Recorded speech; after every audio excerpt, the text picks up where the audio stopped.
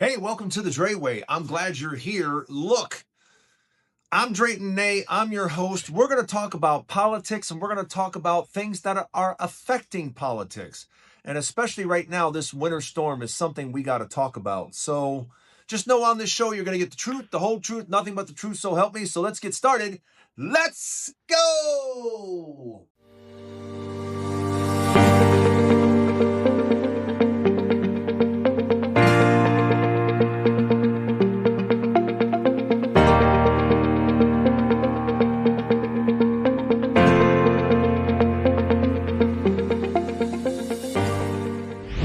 Welcome to the Dreway. I guess you all know about the winter storm. And I guess you all remember a year ago when the president said, you know what?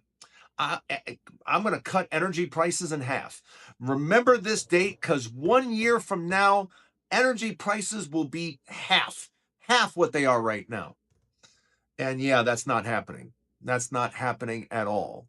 As a matter of fact, over the next few months, people are going to see electric bills they've probably never seen before because natural gas prices have absolutely soared.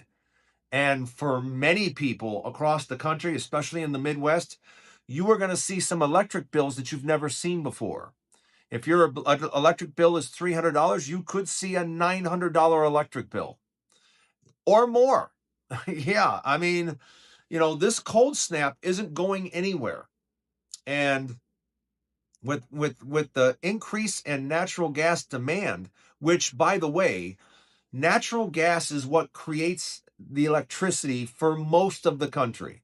It's the number one supplier of electricity is natural gas. And natural gas has been going up higher and higher and higher. And sometimes you guys got to remember the price that you see is for example, if you look up the price right now, you're looking at February contracts. You're not looking at today pricing or tomorrow pricing because that's a completely different thing. There are, there are some places that, the natural gas cost is three, four, five, six times what you normally see or higher. Now, how does that affect things? Well, I can tell you from a political standpoint, it's just another example of Donald Trump and another promise that didn't mean a thing. It's another thing that Donald Trump said that just isn't going to work out. And none of his promises are really going to work out because he's a failure in just about everything that he does. A perfect example is the ballroom. Where's the ballroom? Yeah, he had to go rip down the whole wing of the White House because he was going to build a beautiful ballroom like that. Where is it? Yeah, it hasn't even started yet. And is this something that he's going to finish? I doubt it. It's just another talking piece, just like we're not even talking about Venezuela anymore. Oh, we're going to have Venezuela oil. We're going to take over. I'm running things. I'm doing this. I'm doing that. None of that is true. This guy is just a pure grifter. That's all this man is. He's a con man and he just runs his mouth. The only reason anyone pays attention to him is because a bunch of people decided it was a good idea to put him as president. Because otherwise, no one in business, no one would listen to this man. And the only reason people listen to him is because he's the president. People outside this country don't listen to him at all. I mean, at all, because they know he's a complete idiot. So, how damaging is these electric bills going to be over the next few months? Politically, very damaging because it's going to be another example of what Donald Trump says just doesn't mean anything. Oh, yeah, I'm going to build this big, beautiful ballroom. Where is it? Oh, yeah, I'm going to run Venezuela. Yeah, right. You're not running anything. You're barely running the United States. Because we all know the big topic that everybody's talking about is the execution up in Minnesota. How that poor nurse on his hands and knees was shot in the back 3 times. We all saw it. So the government can't say anything other than what it should say is the truth. But of course, they sent people out to lie and made everything much worse. Much worse. Because even people that are Republicans, decent people, called up and said, yeah, this is not, no. We know what we saw. We saw a man get executed for no reason. The guy's on his hands and knees and you shoot him in the back 3 times? Yeah. So politically, Donald Trump could not be weaker at this point. Politically, no one believes him. No one cares about what he has to say. You have to understand, other countries are literally looking at their watches. They're looking at their watches going tick tock, tick tock, tick tock. When is this man gone? Because they know what we all know. Come midterms, Republicans are going to get completely wiped out. Republicans are going to get wiped out because they're attached to ICE. Republicans believe in ICE, and that's enough for us to go pound salt. If you believe in ICE, go kiss my ass. I don't want anything to do with you. But Republican is ICE, and ICE is Republican. And guess what? Those two are going to be married forever. Forever on this show, I will mention ICE and Republicans as being one and the same. Because there's no liberal Democrats, begging for ICE anywhere. Yeah, that's not a thing. Liberals could care less about ICE. We don't want them anywhere around us because they've already demonstrated their absolute power, and absolute power corrupts absolutely.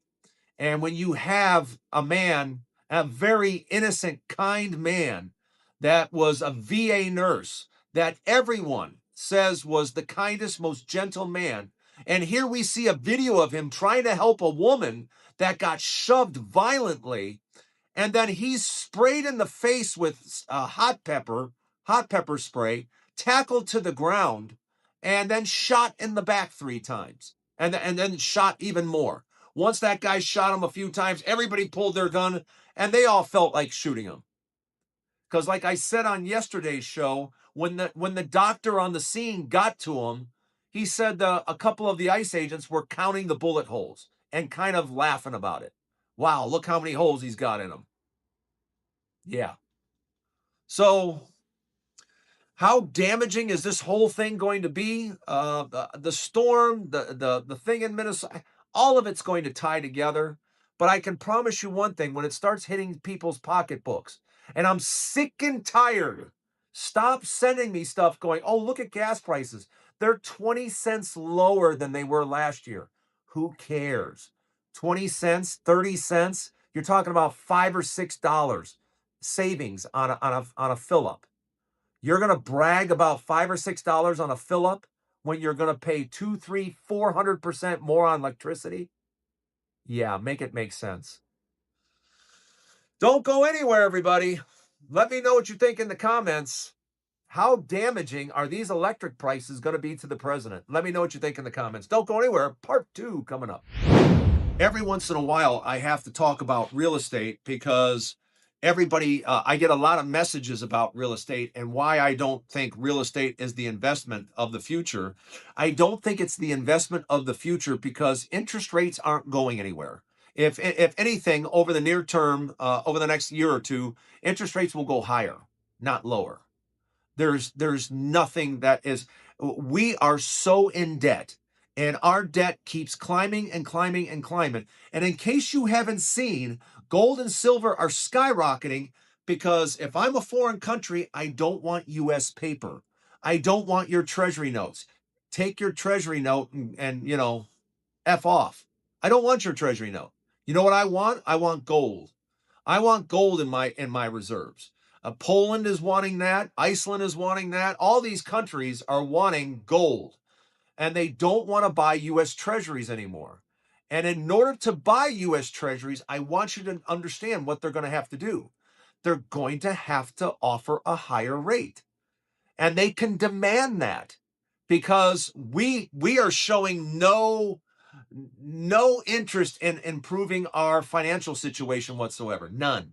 We're not showing any interest in doing anything about how badly our economy is doing and how much we continue to borrow.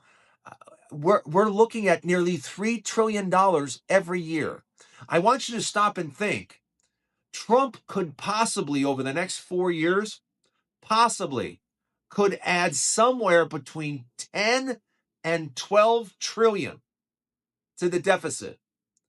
That means in 2 terms, just his 2 terms, he's going to be responsible for almost half of the entire U.S. debt in the last 250 years. Trump will be responsible for almost half of it. That's what a careless, I don't even know what to say. I mean, just a careless individual he has been, and how he doesn't care about anything except for enriching his pocket. And that's why you don't put a businessman as president. You have to have someone with government experience that understands government is about helping people. You're in service. Business people aren't used to be in service to anyone. They just want to make more money. But government people understand you're in service to serve the people. And Donald Trump has never served anyone. He never will. The only person he serves is himself. Am I wrong or am I right? Let me know what you think in the comments. Don't go anywhere. We got more to talk about. Yeah, I'm just saying real estate is not the investment of the future. It's not. Real estate isn't going anywhere over the next 10 years. It's going to stay very consistent, very level. In many areas, it's going to go down. So why would you want to invest in real estate? It is not currently a good investment. It's not. Let me know what you think in the comments. Part 3 to the Dreway coming up next. People are starting to figure out, new cars are expensive. And they're trying to trade in their cars. And these cars that they've gotten in the last 2-3 years, they are in a hole. They are in a deep hole. In some cases, $10,000, $20,000, $30,000 under. And now they're trying to get out from these big payments. And it's not happening for a lot of people. And a lot of people are just losing their cars.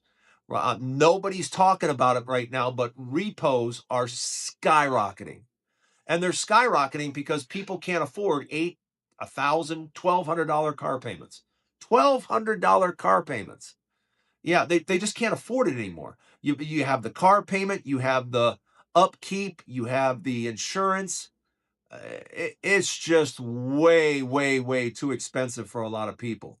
So yes, right now we have an epidemic going on. And that epidemic is I am upside down in my car and I got to get out from under it. Well, good luck. Good luck. There's not many remedies out there for you. And all I can say is in this day and age, forget about the new car.